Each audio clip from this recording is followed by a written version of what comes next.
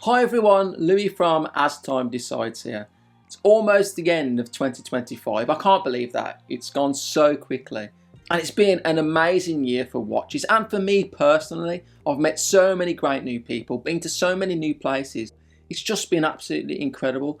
And 2026 is shaping up to be even better. So I'm just so grateful for the opportunities that starting this YouTube channel has afforded me. I thought about doing a sold and bought video, just going over what left the collection this year and what was added to the collection. But I thought, you know what? I love seeing state of the watch collection videos. I feel so inspired and I just like looking at cool stuff. And I thought, you know what? If I like it, then other people do as well. So I'm going to show you every watch I sold this year, every watch I bought this year, every watch that a brand sent to me and I kept, and every watch that I kept from previous years as well. And there are quite a few, so you may want to get yourself comfortable, grab yourself a cup of tea or something like that, or something stronger, if you're that way inclined. And we'll get down to business, and yeah, let's get started.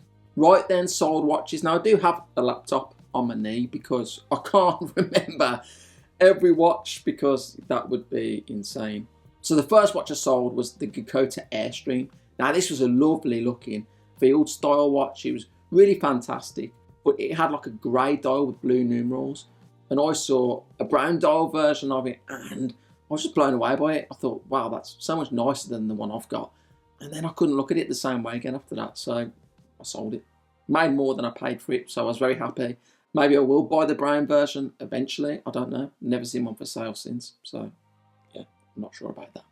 Next was a trio of Addis dive watches. So it was the AD2030, the AD2055 and the AD2066. They're all fantastic value for money, but they just didn't get worn that much. I think the problem is when you're making homage watches and they're so obviously homage watches, I don't know, I just don't form an emotional connection with them as easily.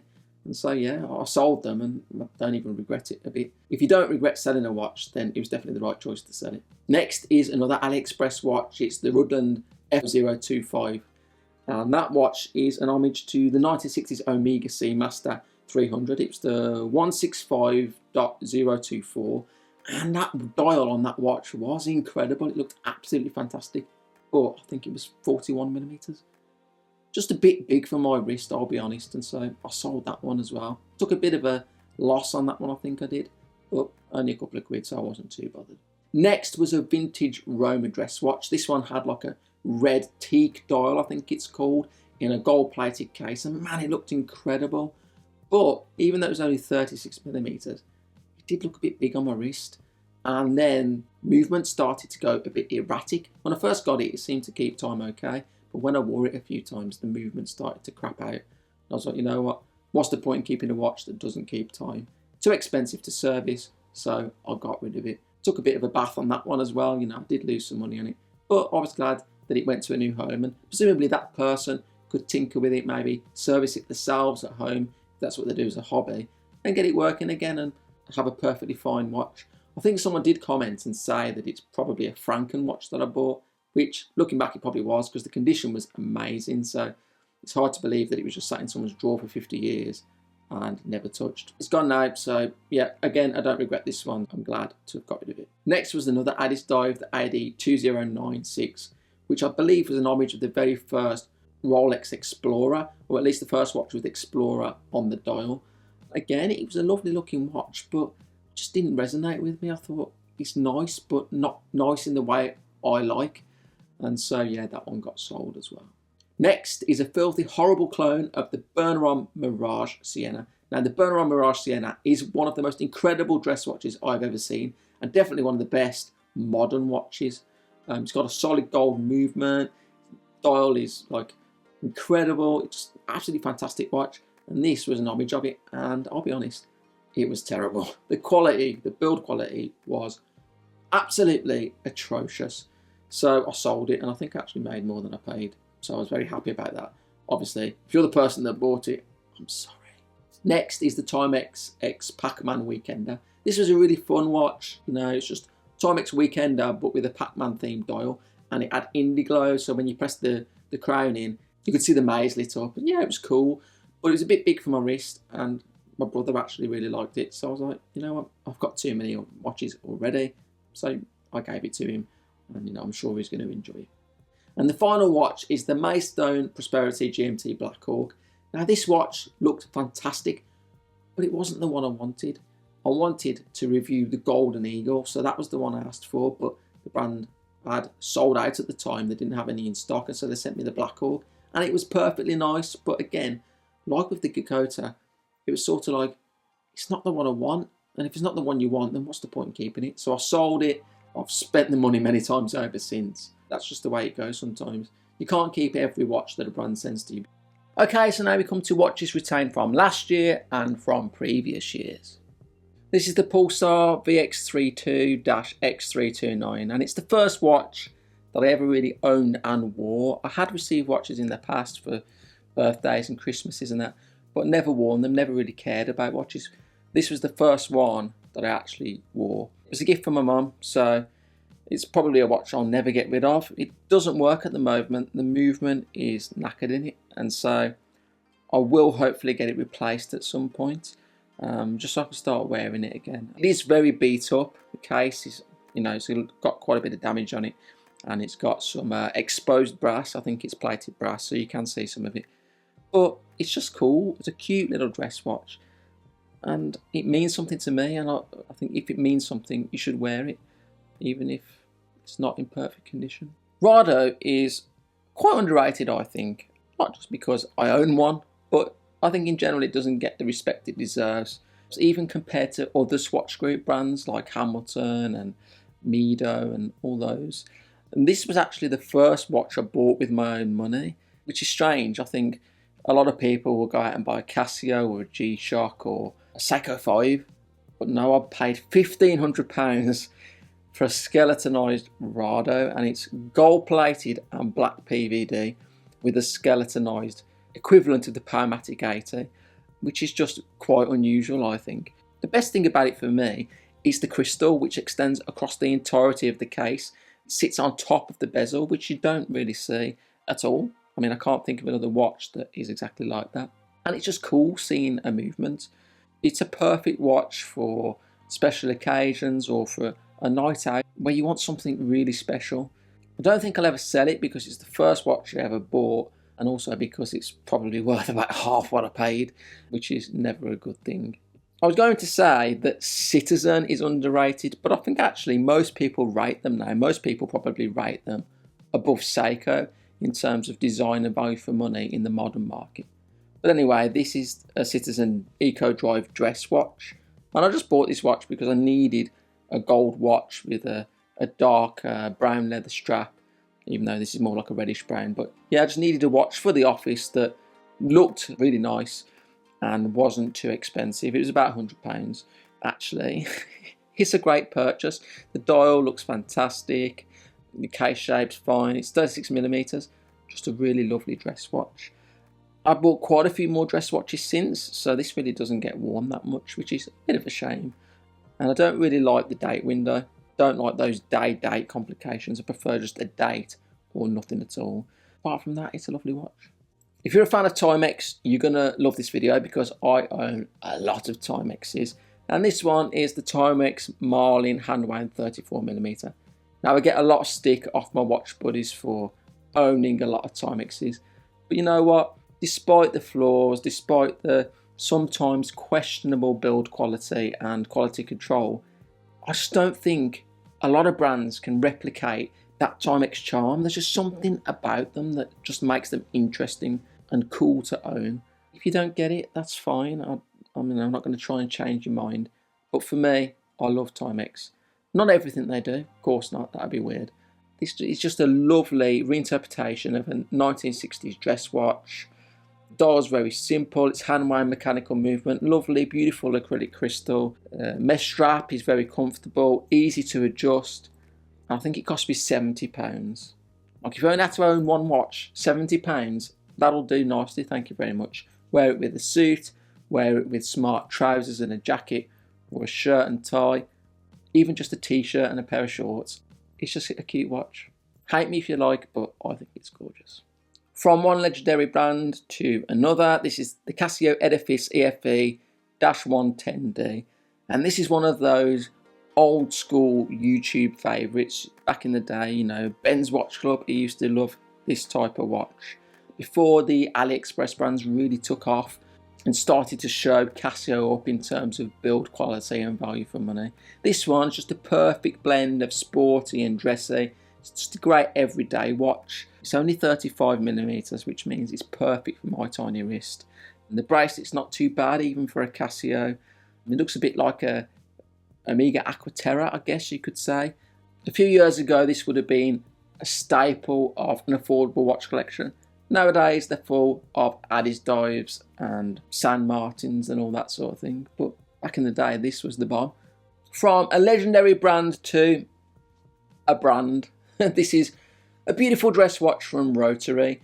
I think it's called the Champagne Collection or something like that. It's basically a sort of Pole Router style dress watch with an Art Deco motif on the dial.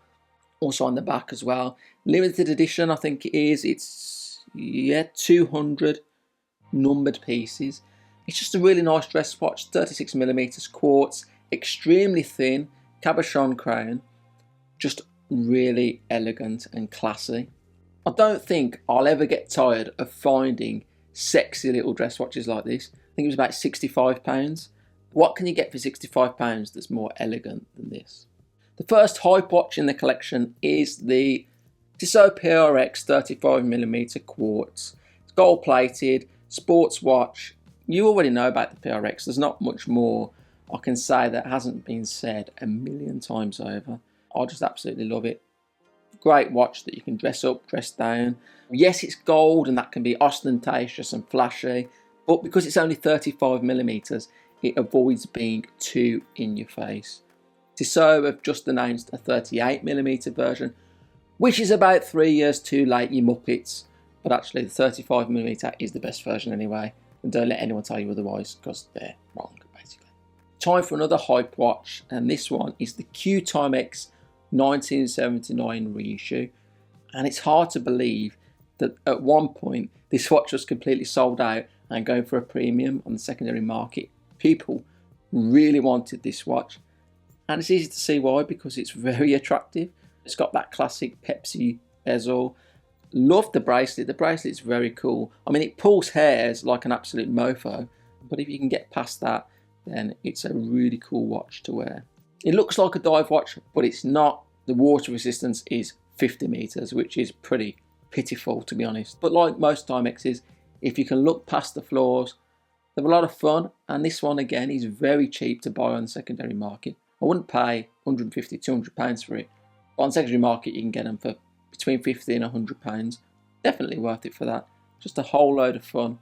And another Timex, this one's the Mark 1 mechanical or MK1 mechanical. Just a very simple, generic you might say, Vietnam era field watch. Drab green olive dial. Very simple, brushed case finish, acrylic crystal. It's manual wind as well, like the Marlin. And again, I bought this for a really cheap price. They're actually a little bit harder to get now. I think you can buy other versions, but not one that's exactly like this. And I think, to be honest, this is the only field watch I'll ever really need. You know, I'm not going to go out and buy a Hamilton khaki field, because why would I? When I've got this watch, which costs 1/10 of the price. I really like the canvas strap on it. I've never been a fan of NATO straps. Don't like them at all. Whereas this is sort of like a NATO, gives you that look without actually being a NATO and without being annoying and uncomfortable like NATO straps are. Again, the specifications aren't up to much. I don't think it would actually last very long if you were to wear it in the field. If you're actually a soldier wearing this, it'd probably get bashed up after a day and be a pile of useless crap. But you know what, for me, a poser like me who just pretends, it's actually really fine. I've already said it a few times about brands being underrated, but this time I really mean it.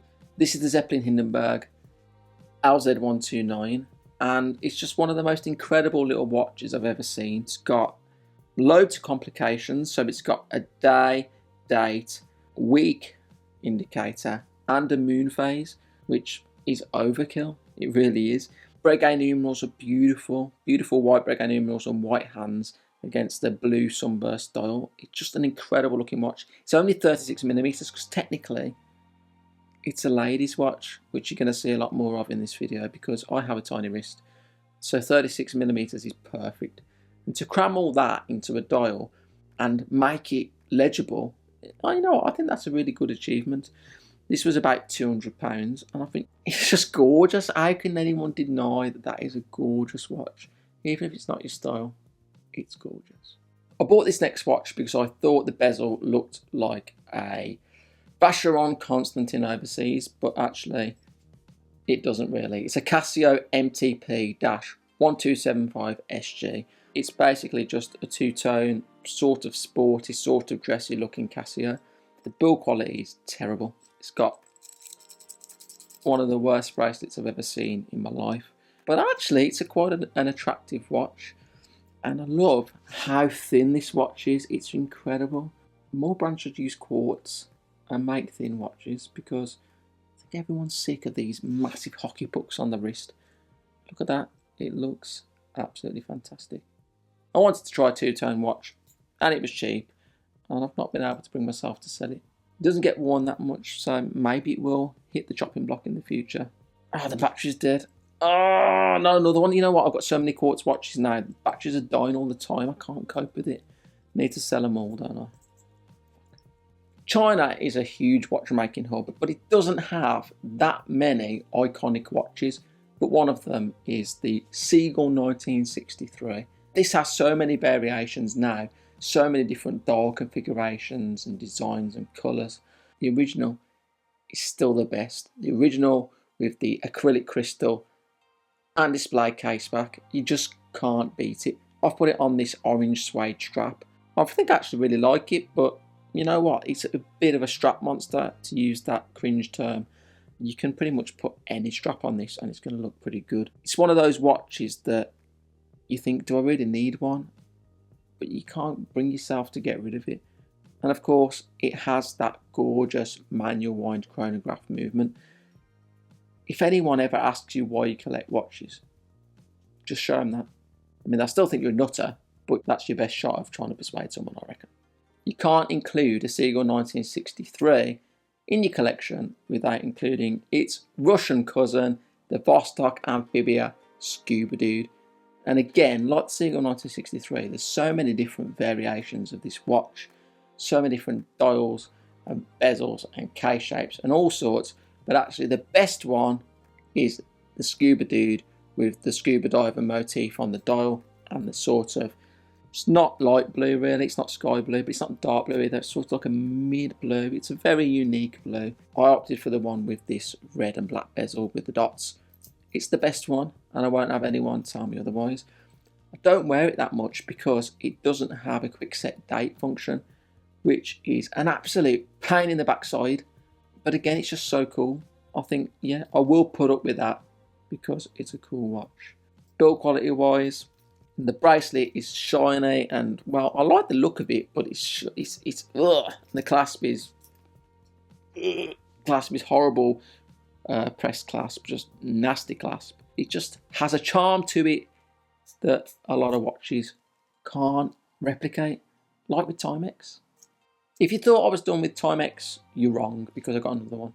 It's the Q Timex Vintage Hodinkee Limited Edition. Now, Hodinkee is basically a punch bag for a lot of online watch enthusiasts who like to rag on it and say that it's a rubbish publication and a rubbish website. But I don't care because this watch looks awesome, even though it does have Hodinkee on the dial. It's basically the same as the 1979 reissue. The case shape is the same, crystal's the same, but instead of that Pepsi bezel, it's got this 60-minute timing bezel, and it's got a pipe pad dial like old Omega dress watches from the 60s. I love the monotone look, it's incredible, and the stretchy bracelet's really cool too, and very easy to adjust. You can adjust them in mere seconds using this quick link system. Again, just a really cool looking watch.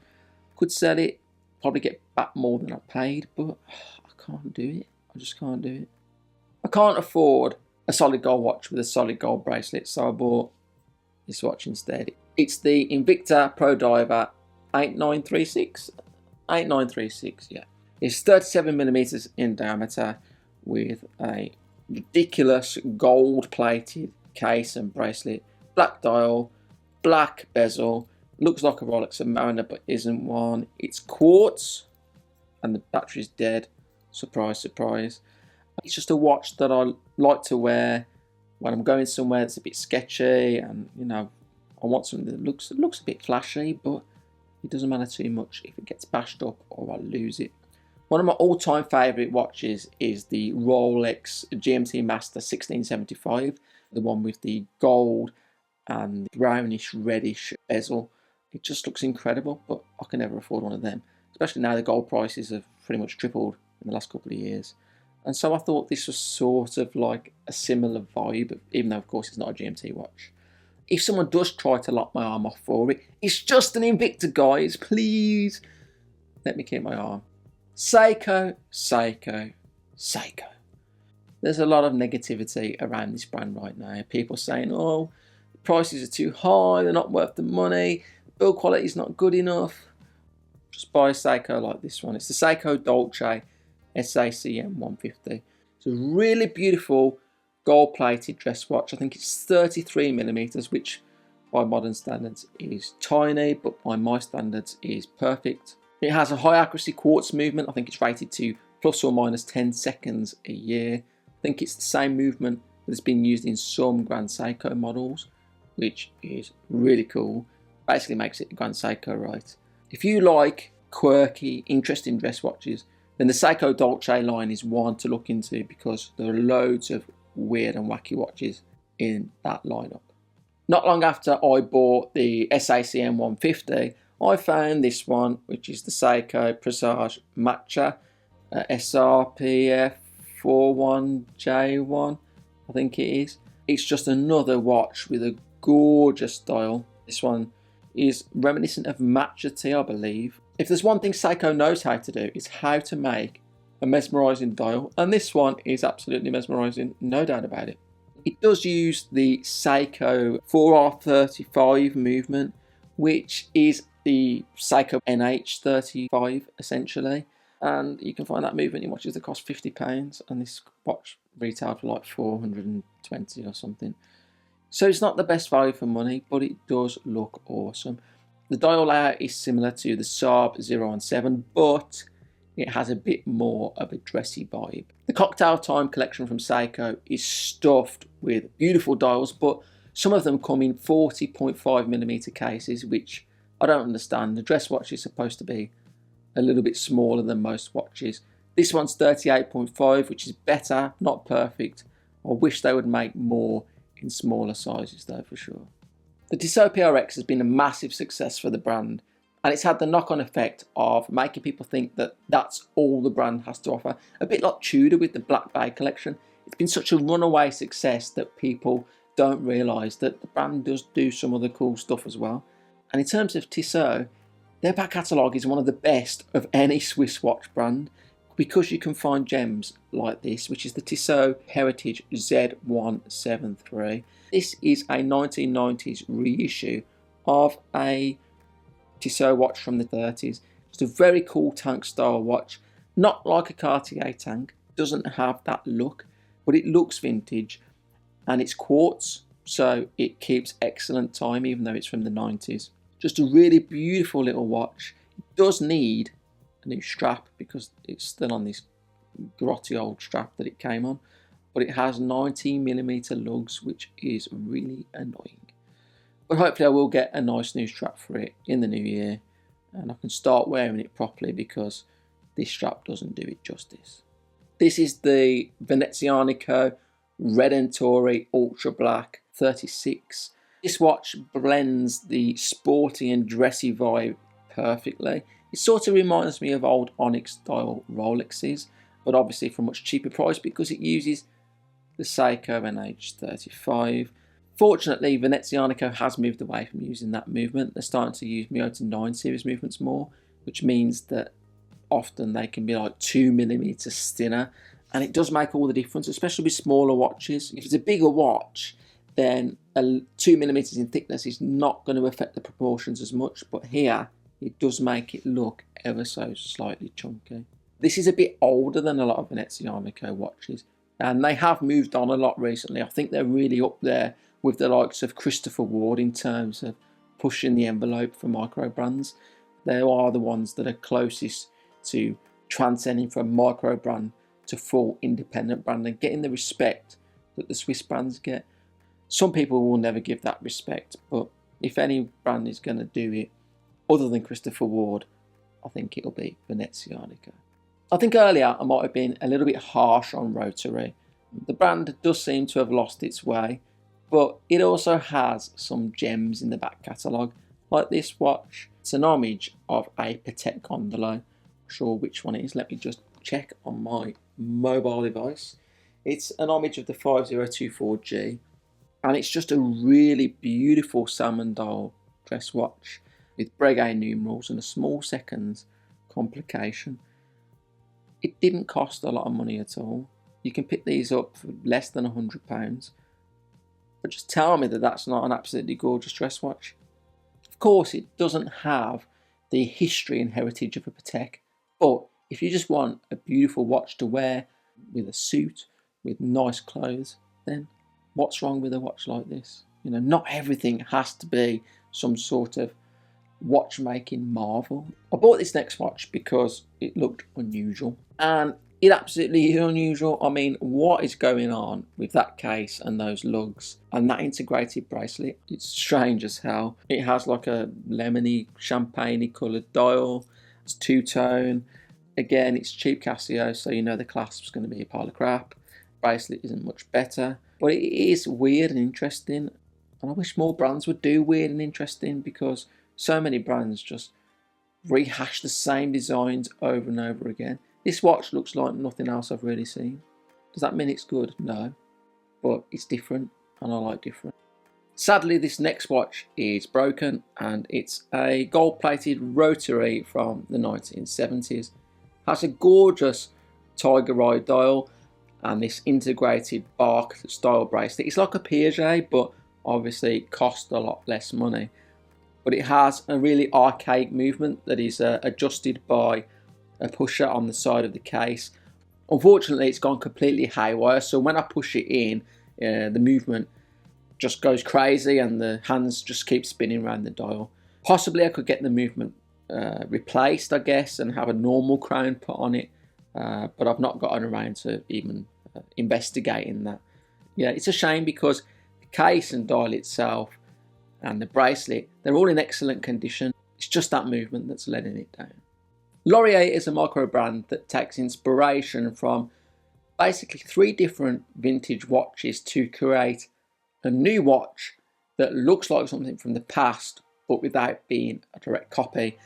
And the Astra Cosmic Blue is probably the best example in their catalogue. At least for me, I think this is the most attractive watch that Laurier sells. It sort of looks like a Rolex Datejust, perhaps it's got elements of pole router in there as well. But it's just a really gorgeous, beautiful, everyday watch. Has that fantastic tuxedo style dial and this sort of Jubilee style bracelet. Very, very nice. And it has a party trick as well. The white ring you can see on the dial is actually lube, and this will light up in low light conditions.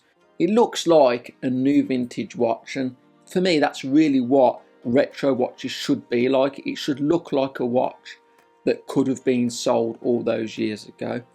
Uses Miyota 9 series movement, so it has that loud rotor noise. It's not a big deal for me, I don't mind it too much. Just a really gorgeous everyday watch. If I had to sell my entire collection and only keep one, it might be the PRX, alternatively it might be this watch, because it's that good. I think there's one brand that are producing the best chronographs, or at least the best affordable chronographs at the moment, and that brand is Nevada Gwenchen, and this is the Chrono King Paul Newman. Now it's called the Paul Newman because of the distinctive markers on the subdials. What I really like about it is the use of colour, the orange, the gold against the black. It just looks absolutely fantastic. It's mecha quartz, so it's not the thinnest watch ever, but it does keep the price down, because a mechanical chronograph either would have to use the Seagull ST1901 or a Sellita SW510, and that would make the watch closer to £2,000. This was about £600. It's just a really attractive chronograph. Apart from dress watches, I think chronographs might be my next favourite style of watch. The amazing thing about Casio is just how diverse the catalogue is. They have a watch for every taste, for every wrist, for every situation. Watches like this, it's the Casio LTP-1208. Now, you've probably never seen this before because I believe it was an Asian market only release. And it sort of looks like a Frank Muller Casablanca, except it's quartz, and it cost me £15 or something like that. It does have a really narrow strap, really narrow lugs, so that's the giveaway that it's a women's watch. But how attractive is that cream dial with the red numerals? It just looks awesome, and that's what watches are all about for me. I could wear this watch and I'll be the only person wearing it in the room. Not that that really matters that much, but it feels good to me to know that I've got something interesting on and not just the same as what everyone else is wearing. Is a watch collection complete without a Flieger? Well, the obvious answer is yes and no, depending on whether you like Fliegers or not. And I'm not a huge fan, but I do like to have one in the collection, and the one that I've chosen is the Laco Akan 39 Olive. This is a limited edition of 250 pieces, and it has a PVD bronze case, an olive drab dial, and a display case back. Now, at only 39mm, this is way smaller than what a Flieger would have been historically, because they were designed to be worn over the top of a flight jacket, whereas of course no one's walking around wearing a flight jacket these days. And so 39 is a nice compromise because it's still a little bit big for me. It still looks big on my wrist, but that's a good thing because it's meant to be. The problem with a lot of Fliegers is that they obviously all look the same because they're all designed to the same specifications and standards, but this one just has enough to differentiate it from other Fliegers and makes it a bit more special to me. Like the strap, matches the watch perfectly, and yeah, the fact it's limited edition, I like that because it means no one else is going to be wearing one.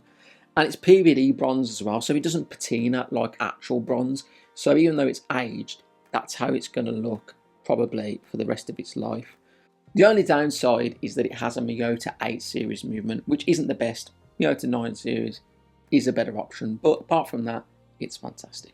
I think it's clear by now that I do have a bit of a soft spot for rotary, and this is what I call the rotary honeycomb. I don't actually know what the model is, or if it even has a model name. It does have some sort of serial number on the back, but anyway, it's just a really unique dress watch. It has this sort of snake pattern bracelet, what I would call a honeycomb dial, but is it really a honeycomb? I don't think it is. It's just cool. Again, it's one of those where you wear this and who else is going to be wearing one? I mean, you could say who else would want to wear one, but that doesn't matter to me. It's a manual wind, probably from the 1970s. It's got an acrylic crystal. Bought it for about £100, I think. It's just unique, and unique is a good thing in the watch industry. There's only so many people that can wear a Tudor Black Bay 58 without everyone being bored to death. If you haven't noticed already, Tissot is a brand that I'm becoming rather fond of as well. This is the Tissot A280. It's basically just a really small, elegant, dressy watch in the style of perhaps a Breguet or something like that. I really love the shape of the lugs, really interesting, and the dial's very intricate. It's got the applied Roman numerals in gold and the guilloche pattern on the dial, and again, it's incredibly thin. I think for dress watches, they've got to be thin. I saw a watch earlier today. It was a dress watch, and it's like 13.8mm thick. And I'm thinking, it's a dress watch. How can you wear a dress watch that is thicker than some chronographs? It's just insane to me. A dress watch should be like this. It does have a bit of a crusty looking strap. Really could do with an upgrade, but I don't know, I just find it hard to find good quality straps that suit watches. I mean, you can throw on any old strap, but I do really like the style of this strap. It's just that it's not great quality. If there's one thing that's become more acceptable in the past few years, it's wearing women's watches. You see loads of celebrities doing it these days, and it has slowly filtered down to enthusiasts. I wear women's watches because I've got a tiny little wrist and I can pull it off. A lot of people can't, and that's fine. But if you can, then why not? This watch is the Casio LTP-1234, and it's got a beautiful blue mother of pearl dial. Now, it's a very small tank watch. It's barely wearable on my wrist, and my wrist is only 6 inches or 15.2 centimeters. But it's just very, very elegant. The strap's very shiny, looks almost plasticky. Probably would look better on a strap, but I've not gotten around to putting it on a strap yet. Is it something I want to wear all the time? Of course not. No. In a dream world, I would own Cartier and Piaget and all these really elegant, beautiful, solid gold watches. But I don't have that sort of money, and things are only getting more expensive. And so when I find something like this that is a half decent substitute for those sorts of watches, I'll add it to the collection.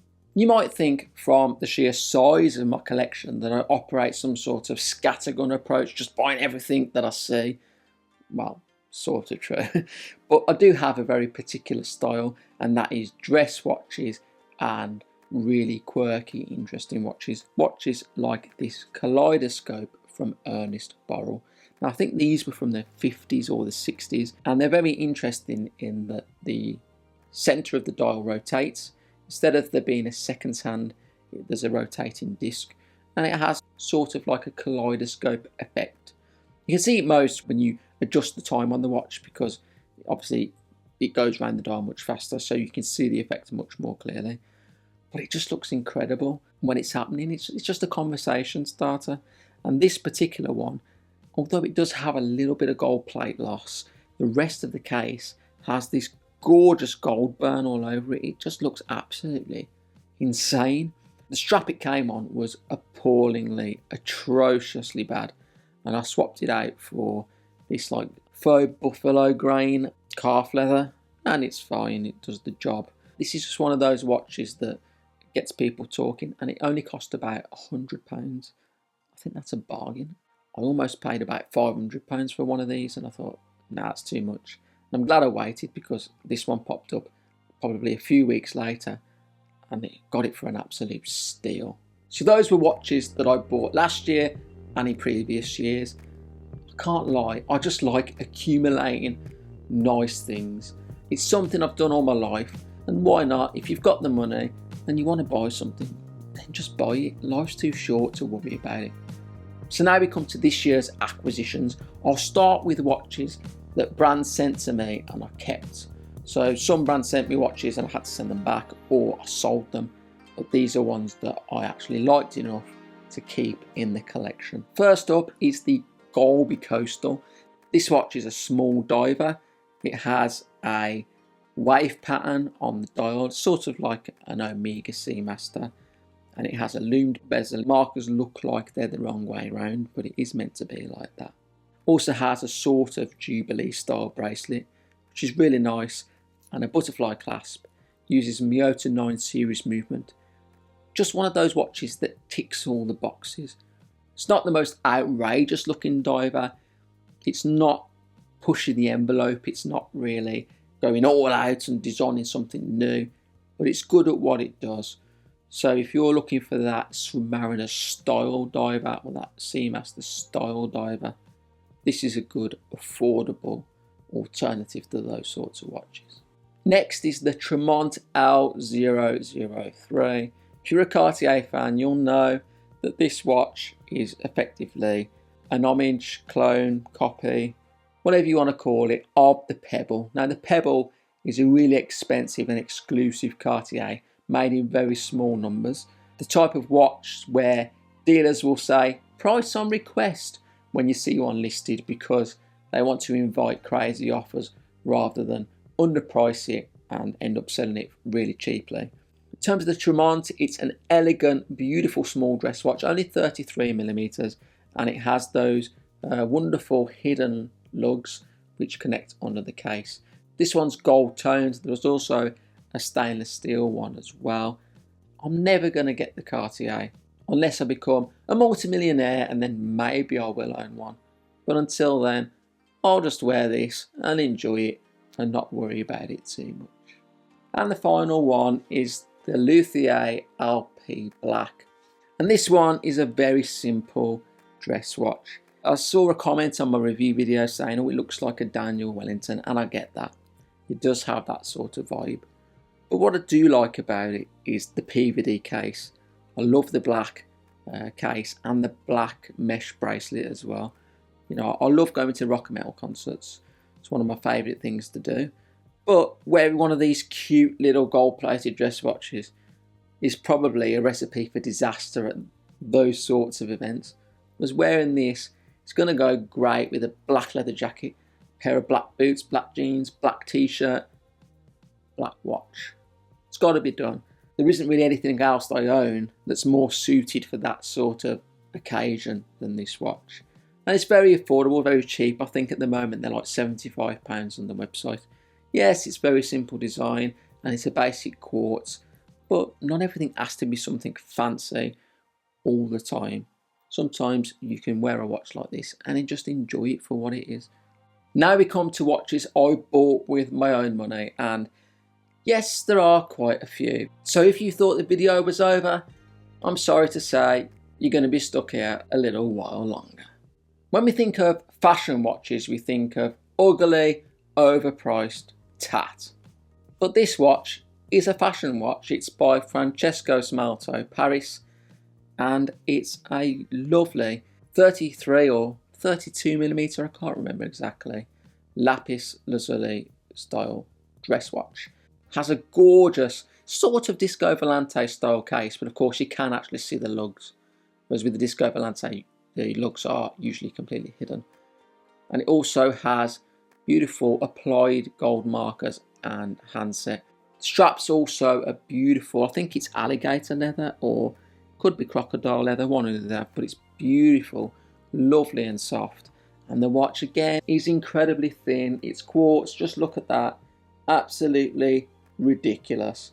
Don't know why brands insist on using mechanical movements, making them overly thick when you can literally use quartz and make it 5 or 6mm thick and make it wear an absolute dream on the wrist. Wear it with the shirt, slips under the cuff, job's a good one. You can look the bee's knees and not like a muppet who can't pull his sleeve down because he's got a hockey puck on the wrist.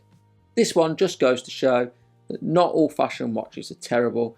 Some fashion brands can design half decent watches. As far as Rolex homages go, this Pagani design PD1785 is a pretty good one. Now I believe it is an homage to a Rolex Air King. In particular, let me just have a look. It's a Rolex Air King 4820.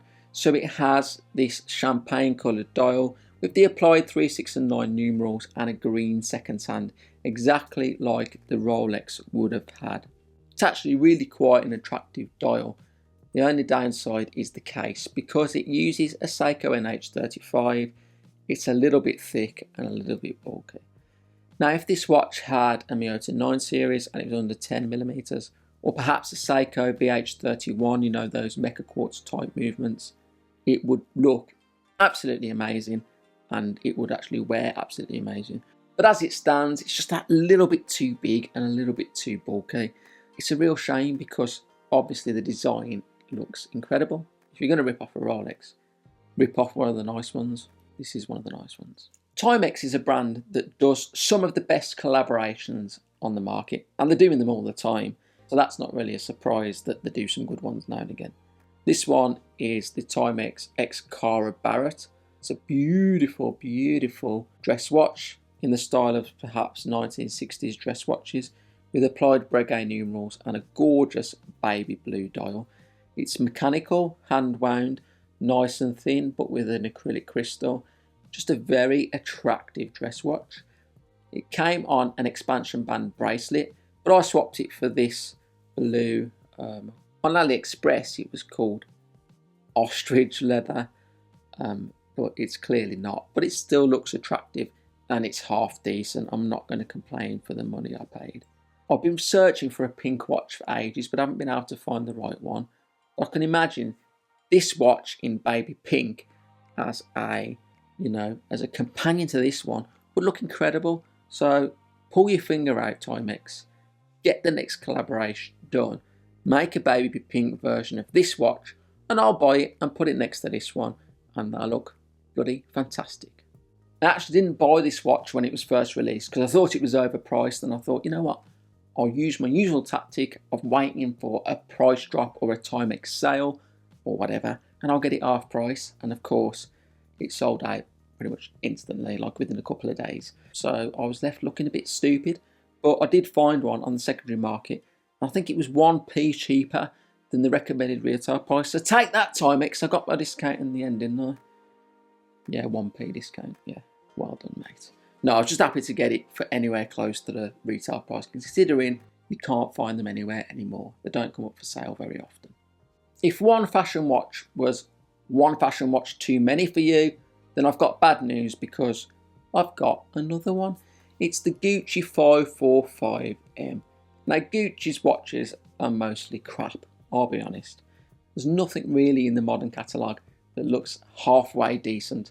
It's all fashion brand nonsense, and I don't know who buys it. Maybe there's some super fans that just want Gucci everything, but they're probably not watch enthusiasts.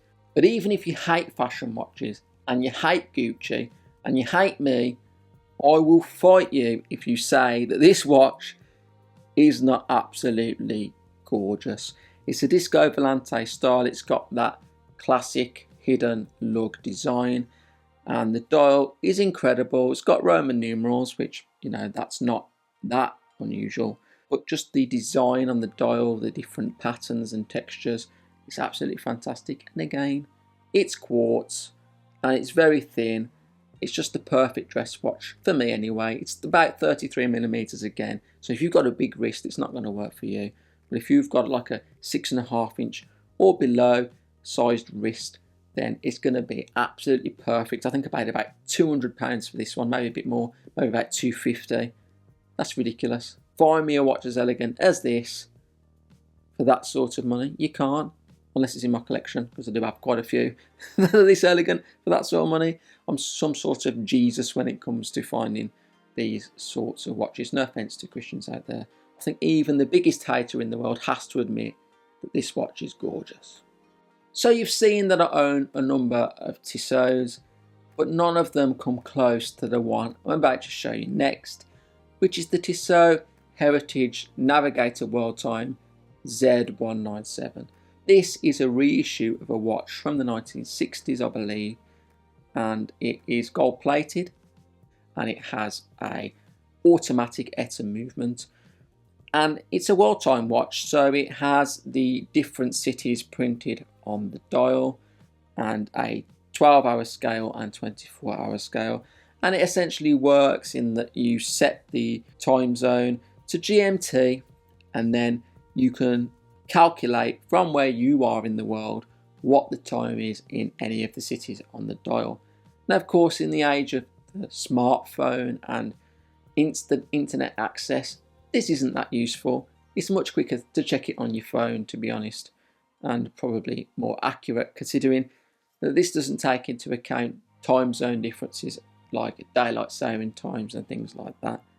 But it's absolutely gorgeous, and above all, out of all of the watches in my collection, when I wear this one, it's the most talked about. Everywhere I've worn this watch, people have asked about it. Whether I've worn it to watch events, watch shows, people want to try it on, they want to take photos of it.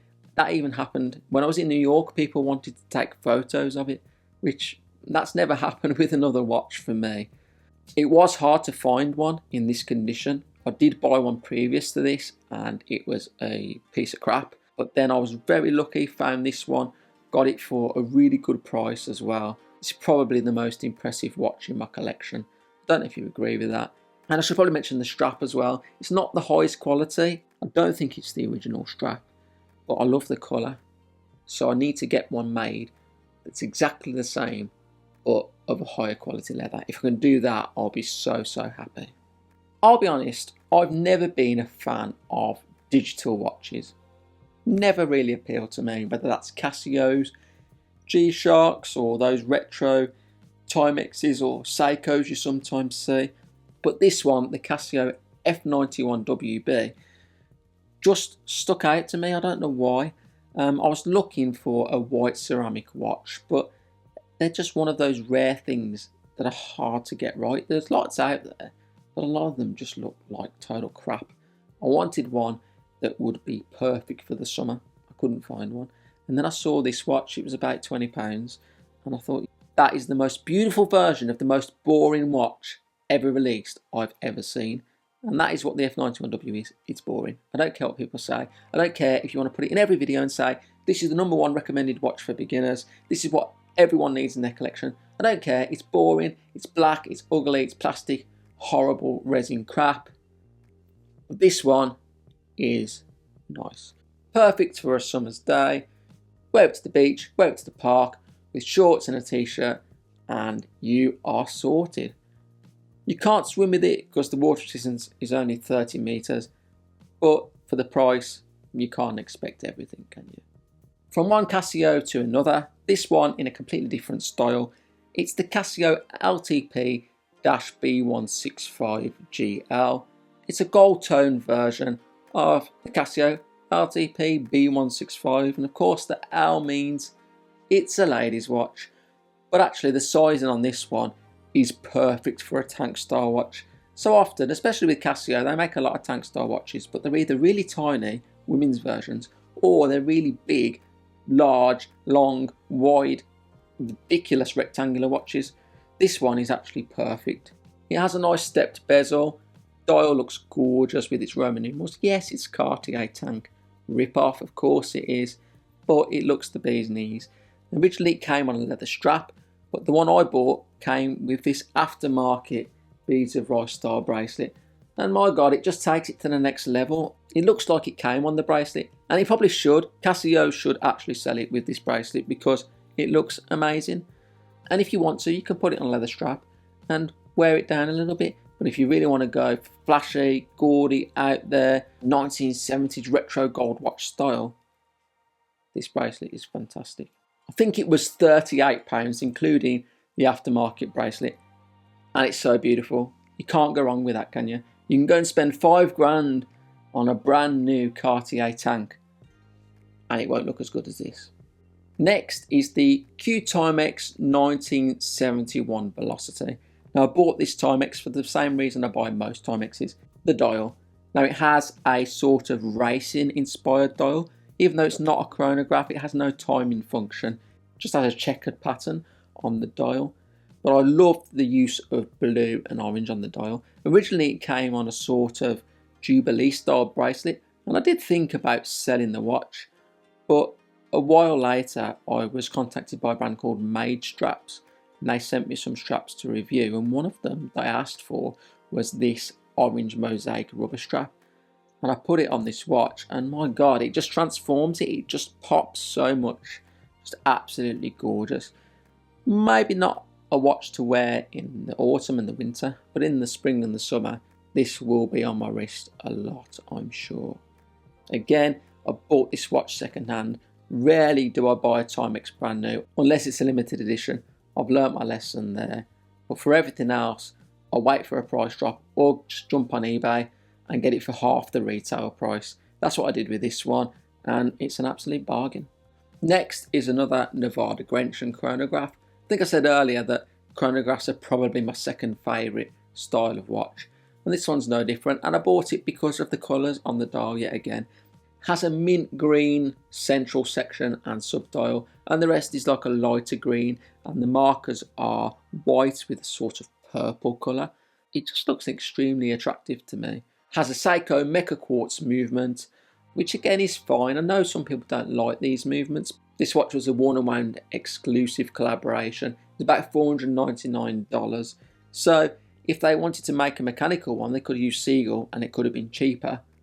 Or they would have to go for Sellita and it would have been about $2,000. Now, would people pay $2,000 for that? I'm not sure. I probably wouldn't. But £400, £500, sure, I'd pay that. Buying this watch was a bit of a P-take because I bought it on eBay and I bought it from America. It was shipped using eBay's global shipping program, and eBay opened the package and slashed the box, made a big cut right through it. I complained and they just fobbed me off, and the staff were rude to me. And you know what, eBay wants to try and get people to buy watches on eBay and make itself out to be this trusted resource for buying used watches and vintage watches and luxury watches.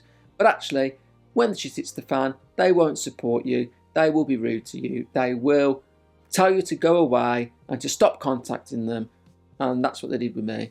The only problem is eBay sort of has a bit of a monopoly. There isn't any other resource like eBay for buying second-hand watches so cheap. eBay are a bunch of gits, unless they want to sponsor the channel, in which case I take it all back. They are great people, but until then they are gits. Definitely gits. AliExpress has a well-deserved reputation for producing lame rip-offs and clones and homages and outright fakes of certain watches. But amid that sea of rubbish are some gems, like this watch, the Escapement Time. Well, actually I don't think it even has a name. I call it the Escapement Time Lapis Lazuli or Lazuli, and it's just a really simple, elegant, rectangular watch. Nothing really to write home about. In fact, the case back is completely blank. But it's just a really nice stone dial dress watch. The stone isn't the best quality. There's quite a lot of inclusions on the stones themselves. But I really like the way that it has little mosaic tiles rather than being one piece of stone. It just adds an extra element of visual interest. I've not seen another watch on AliExpress that looks as elegant as this. And it's not a complete rip-off. It's not an obvious copy of anything else. Yes, you can argue that it looks like a Piaget from the 70s perhaps, but it isn't a glaringly obvious clone, and for me that makes it a winner. As we've just talked about, China isn't known for making original designs, but this watch most definitely is the most Chinese watch in my collection because it has a Chinese street scene printed on the dial. Now I think this type of dial could really be a hot thing in the next year or two, perhaps next year, because I do have a Timex with a really nice arty dial, which I can show you shortly. And this one is similar. It just has what looks like a street from China, from Shanghai, on the dial.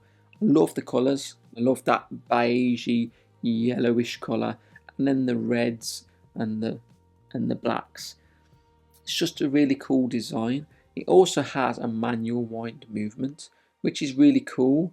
I don't think it's that accurate, and the crown is a real bastard to wind, but the watch only costs £22. It's just attractive. I can't explain it. It just has something. I don't know what it is, but it's got it. I wish that China would move away from making copies of everything.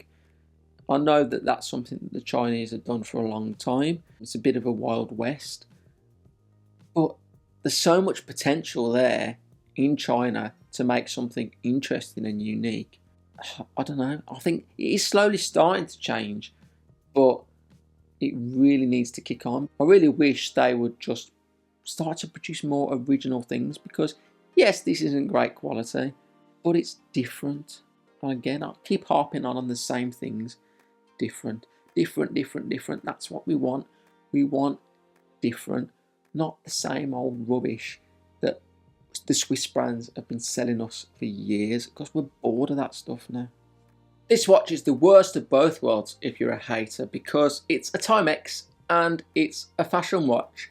It's a collaboration between Timex and Noah, a New York fashion brand. It's clearly inspired by the Patek Philippe Ellipse, specifically the Rare Handcrafts collection, which is a collection of watches with special dials, usually hand-painted dials. This one's not hand-painted, of course. It only cost about £200 and odd. It's a printed dial, but it's really well done. It has a picture of a lighthouse. I don't believe it's any particular lighthouse. Someone did ask me that, which lighthouse it's supposed to be. I have no idea. Maybe it's based on a real one. Maybe it isn't, I don't know. But again, it's just a really elegant dress watch. It's gold plated, it's quartz. Yes, for the money, it's not the best of value. You know, you could argue that this watch shouldn't cost more than about £100, but I really like it. If you like it, I'm afraid to say it's already sold out, so you can't get one. But it's worth signing up to Noah's mailing list because they do make new collaborations all the time, although I still think this is the best one by far. But you never know what might come in the future, so it's worth signing up because they may do another one or a similar one again. I sometimes feel dirty buying homage watches. But when the original is frightfully expensive and the homage is so well done, I don't feel as bad. This Specht & Cerner is a homage of a independent Japanese brand. I'm not sure how to say it because I'm not Japanese, surprisingly enough. But I'll have a go. I think it's Naoya Hida NH Type 5A-1. And it's a really beautiful dress watch. Has a textured dial, really nice dimensions, really nice case shape, nice mixture of brushed and polished finishes. It's a really well done homage. Of course, none of the credit can go to Specht & Cerner for the design because it is designed by a Japanese watchmaker, but that watch costs nearly £17,000. They did make one change though, which is the handset. This handset looks like it comes from a different watch. It's not at all the same as the watch it's homaging, and in fact I don't really think the handset suits it. But considering it costs £64, I'm not too disappointed. And let's be honest, it's a pretty obscure brand, so if I wear this one out, chances are people will think it's some independent German brand and not some dodgy AliExpress clone. I mean, I'll know, and I'll have to scrub myself in the shower when I get home afterwards. But at the time, I'll feel great. Earlier I showed you the Tremont L003, which was an homage to the Cartier Pebble. If you thought the Cartier Pebble was expensive, then the Cartier Crash is on another level. But what the Tremont was to the Cartier Pebble, this Lafont melting watch is to the Crash. It's just a very affordable, cheap version of the Crash. It's not exactly the same design, it is slightly different, but the inspiration is obvious. Comes in two sizes. I went for the small one, obviously, and it has a black strap. It's very, very thin. I think the lugs are 10mm, which is insane, but I still think it's a really attractive watch. It's quartz, it's not that thin, but it's thin enough, and it does have a really nice, interesting shaped crown. The only bad thing about it is that I believe the case is plated brass or gold coloured brass, which means that in a few years it might look like a total piece of crap, but until then I think it's quite attractive and I like it, and that's the most important thing. You could say that we've saved the best till last. Now, I first learnt about this brand at the Watch It Watch Fair in Birmingham back in June this year, and I met the brand owner, got hands on with the watches, and I was really, really impressed. Impressed enough that I joined the Kickstarter and bought this, which is the Scout by Welsh brand Sarnowski. The owner Jan is originally from Poland, but now lives and works as a math teacher in Wales. This watch was designed to be an anti-field watch, a field watch that doesn't look like a field watch, and that's certainly true. It looks like a dress watch, but the case is a bit more everyday-ish. It's a bit more sporty, so it's one of those watches that rides that boundary between sporty and elegant. It has a beautiful amethyst stone dial, absolutely gorgeous, with Lumicast hour markers. Normally I'm not a fan of those, but they really work here. You'll notice as well that the bracelet is absolutely gorgeous, absolutely fantastic. It also uses a Miyota 9 series movement, but unlike most Miyotas, it has a customised rotor and a customised set of bridges, which look absolutely glorious. Now, there is one thing I don't like about this watch, and it is the clasp. It's one of those on the fly micro adjustment clasps. that brands like Erebus use, and I think Makoto use the same one. Quite a few brands are using these now. And the problem for me is that it just really doesn't suit the design of the bracelet. Back in Birmingham, when I spoke to Jan, before I even ordered the watch, I said to him, you know, would you consider changing the clasp? Would you consider a butterfly clasp, a seamless design with a push button operation? And he said no, basically, that the design was already done. But I think he made a mistake. I do think that he used the wrong clasp. Now, I can appreciate that it might be difficult to manufacture a bespoke clasp, one that's not off the shelf, but I think this watch deserved it because everything else about it is absolutely spot on. And that's why it's so annoying, because, you know, if there was other aspects of the watch that really let it down, then I'd be like, who cares about the clasp? That dial's crap, or that case is crap. Everything else about this watch is spot on. And I just feel that that clasp is still my favourite new watch release of the year.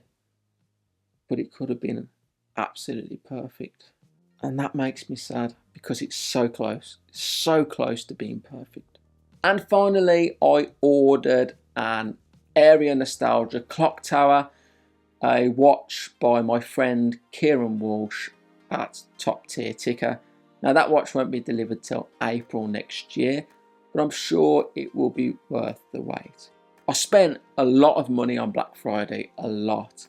And then the Area Nostalgia came up for pre-order and I thought, you know what, I can't really justify buying this right now. But I couldn't spend all year buying all of these watches and then not support one of my closest friends in his new endeavour.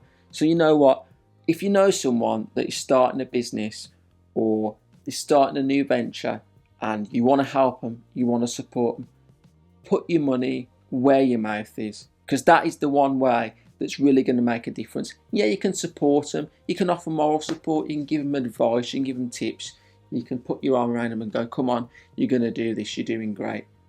But actions speak louder than words. Put your money where your mouth is, get your wallet out and give the vote of confidence by putting your money down on it. That's what mates do. As for future plans, like what I'm going to do in 2026, well, I guess like most people, I have a list of watches that I would like to own at some point. And yeah, it changes, you know, sometimes a watch drops off the list, sometimes a watch is added to the list. But really, I'm not going to make any concrete goals because I've done that before and then not achieved them. And ultimately, collecting is an emotional thing. It's not a regimented, must do this, must do that. You go with the flow, you see how you feel about things.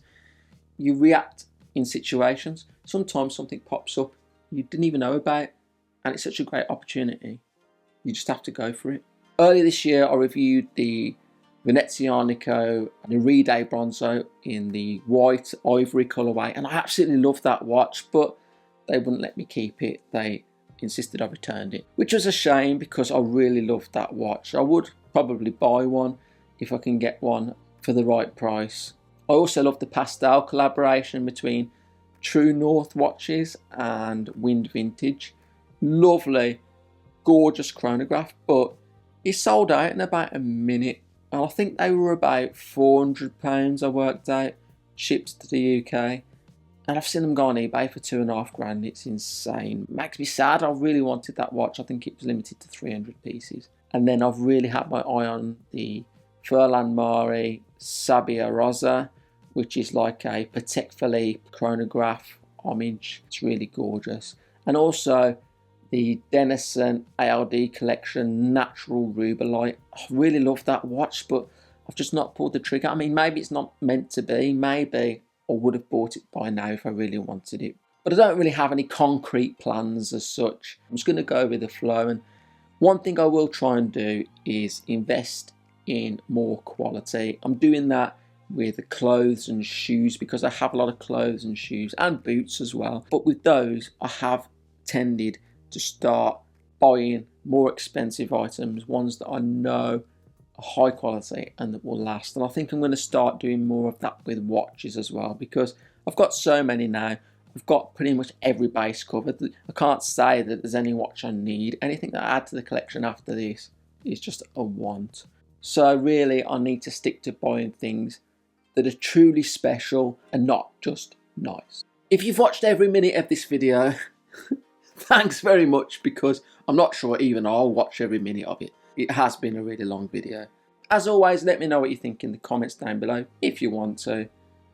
And I'll see you again in the next one. Thanks again.